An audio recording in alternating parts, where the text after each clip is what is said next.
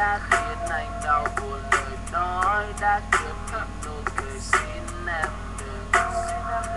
No baby, hãy xem là em đã chưa từng nói một lời với anh, vì ta chưa quen biết anh có những lúc vui đùa với nhau.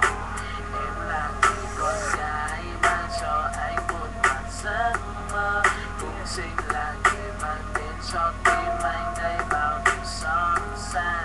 My baby, I'm so sad.